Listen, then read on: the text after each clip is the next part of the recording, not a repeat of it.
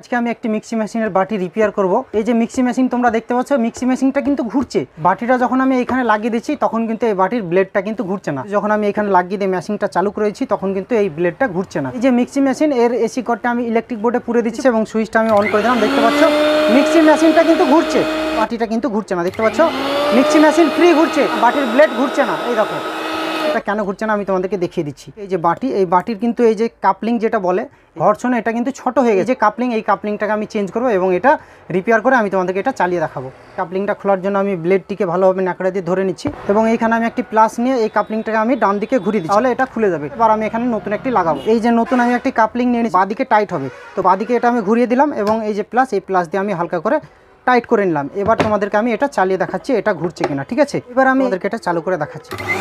ঘুরছে। তো এটার প্রবলেম আমার সলভ করা হয়ে গেছে। তো ভিডিওটি যদি তোমাদের ভালো লেগে থাকে তাহলে ভিডিওতে একটা লাইক করো এবং চ্যানেলটিকে